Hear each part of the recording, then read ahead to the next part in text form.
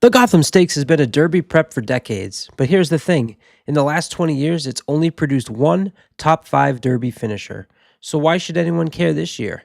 Stick around, we're breaking down the horses, the pedigrees, the replays, the angles that could finally change that trend.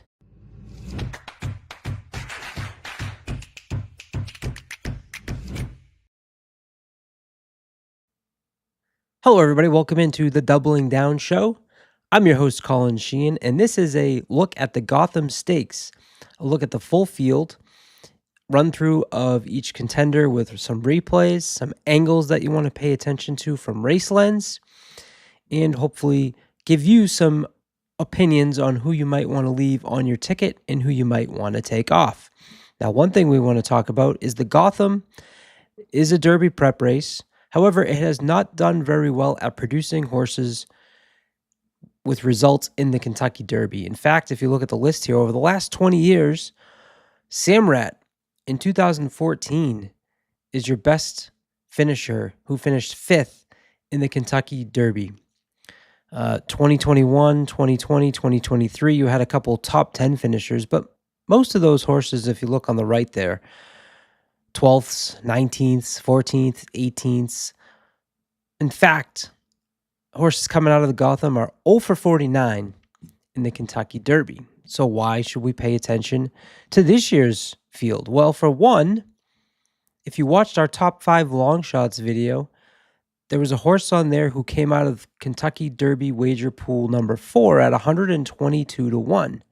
Well, that horse, Iron Honor, signs up for the Gotham Stakes this Saturday at Aqueduct. Here is your field of 9. However, it's only going to be a field of 8 because the number 8 Creole Chrome is cross-entered at the fairgrounds and will be running there instead. So you can cross Creole Chrome out.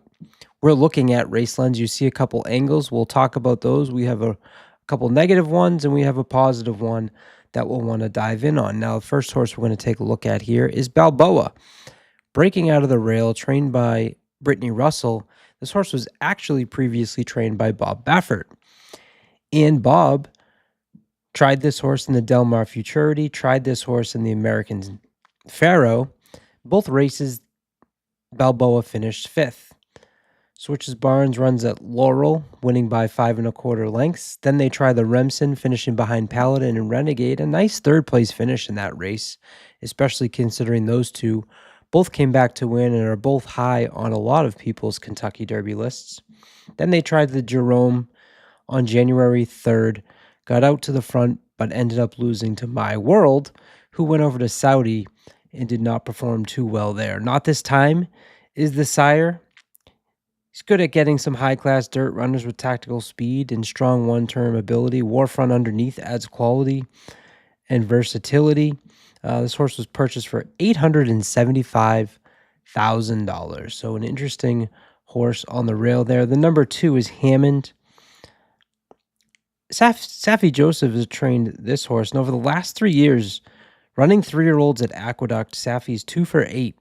One of those horses was Lord Miles in the Wood Memorial in 2023 at a huge price. So that upsets the ROI for that outlier.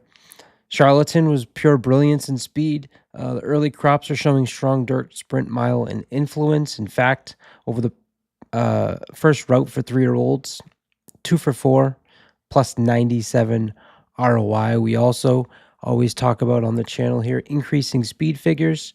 So at 7 furlongs, 54, 6 furlongs, 73, 6.5 furlongs, 79. In the Swale, finishing 3rd, puts up an 85 behind Solitude Dude.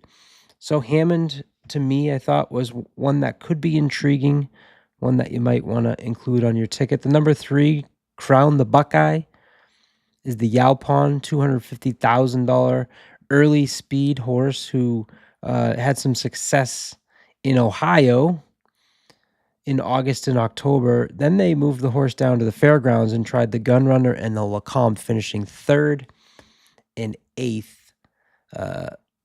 So Ricardo Santana gets back aboard for this Michael Maker trained horse. There's a lot of speed in this race, and one thing that stood out to me is that the late pace of a 65.5 is 8 out of 9 in this field, and the average class is also 8 out of 9 at a 77.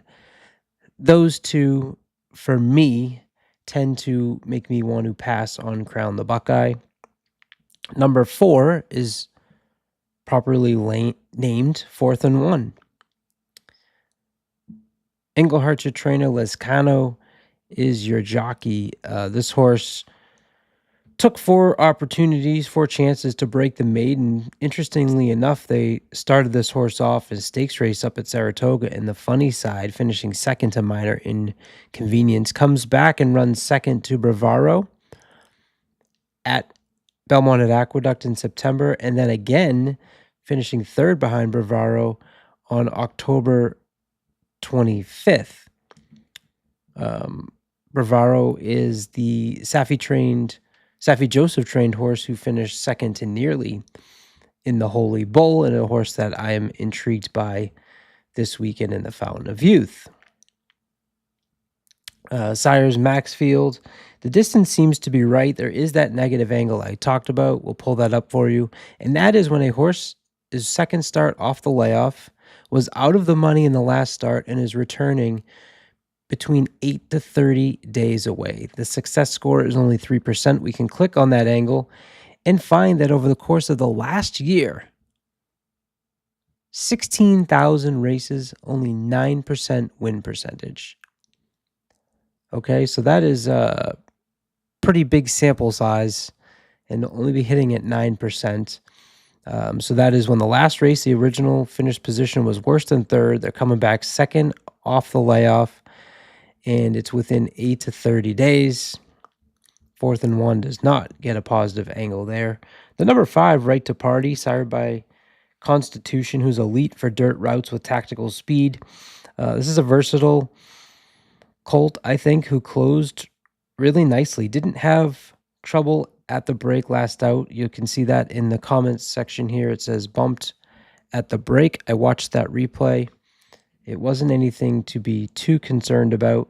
But what I did like about Right to Party, who's the number 5 in this race, we'll blow that up for you. We'll give you the race replay. Coming here on the outside, picking up some ground on some nice strides there. The fact that closed on this track, his last 2 races, there was some strong front biases that he closed into. His first time out, he earned an Equibase speed figure of 69. He jumped up to a 79 in this performance here. So the proper...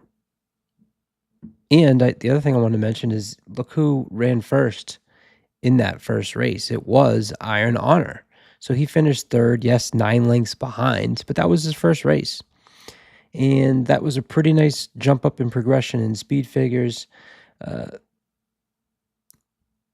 Chris Elliott, second routes is 23%. Ken McPeak, first off the layoff on the dirt over the past 3 years, is 20% with a positive ROI. I'm really intrigued by Right to Party. I think Iron Honor is going to be the one that everyone's talking about. And this might be one that you want to pay attention to. The 6 is Iron Honor, sired by Nyquist, who throws durable dirt runners with class.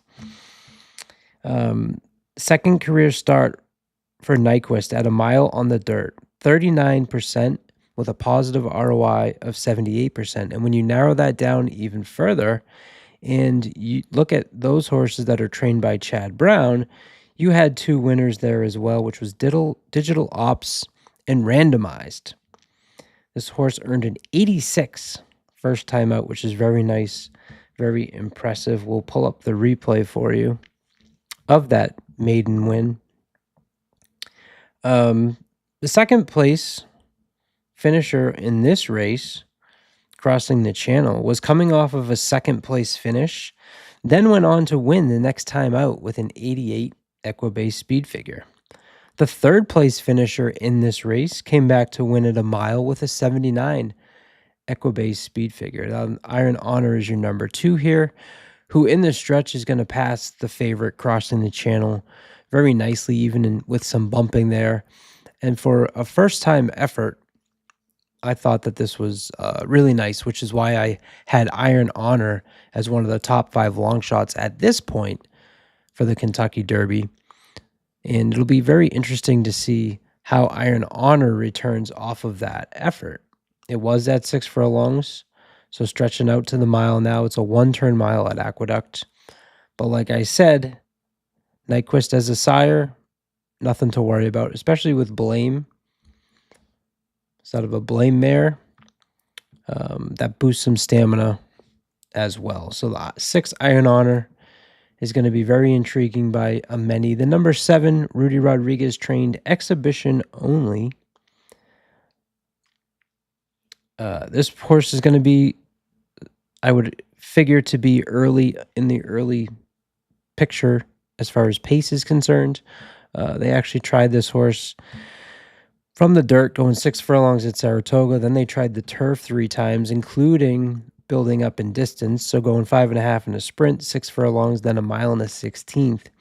On November 12th, the horse was the early pace presence on that day, finishing second by a neck, getting a 75. And then on February 5th, after a scratch in December, goes to that maiden optional claimer, 75,000, and wins by 7 3/4 lengths with Ruben Silvera aboard. The positive angle that you see here is exactly that. So horses who were leading races by more than 3 lengths at particular calls of the last race, coming back in less than 30 days into the stakes level.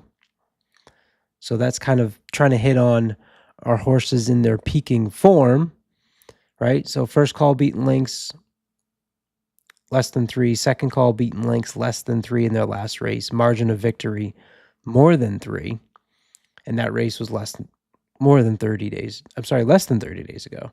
So out of 613 starts, this angle comes back at 21% with a success score of 7.1, which is very high. Anything over 7, I'm paying attention to. The number 8, as we had mentioned, is the Joe Sharp trained horse who is scratched out of this race, will run at Fairgrounds race number 7. And then your number 9 is Dirty Rich. Sired by 1,000 words. 1,000 words, second-time routes for 3-year-olds on the dirt is 5 for 22. That's 23% with 112% ROI. I'm a little worried about the distance. I'm a little worried about the 95 Equibase speed figure that we see on the paper at Oaklawn being surrounded by 70s, really mid to high 70s. So you go 77, 75, 76, has that monster effort of a 95, comes back at Oaklawn on January 3rd in a stakes race, finishing 10 lengths behind Obliteration, and gets a 77 in that race as well.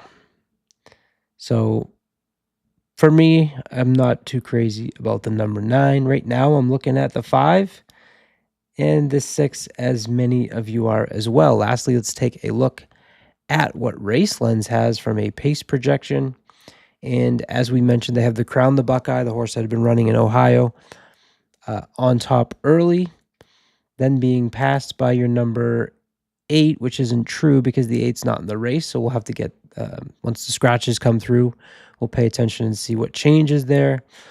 But as far as on top, RaceLens likes the 6 Iron Honor with the 1 Balboa second. And interestingly enough, has that number 9 that we just talked about in third. And no love for my 5 Right to Party, which hopefully is good news from a betting standpoint that we'll get a nice price. Would love for you to put in the comments who you like in the Gotham Stakes, and we really would love, as a new channel, for you to hit that subscribe button so you don't miss all of the great content that Vinny and I have coming out. And stay tuned for Doubling Down this week as we head to Gulfstream Park. You can go to doublingdown.glide.page to get free rankings. When you put your email in there, we will bug you just once on Saturdays with a newsletter that includes all kinds of statistics, past performances, rankings, ways to model tickets. We're trying to give you more than just videos here on the Doubling Down channel. Thank you so much. Till next time, I'm Colin. Good luck, everybody.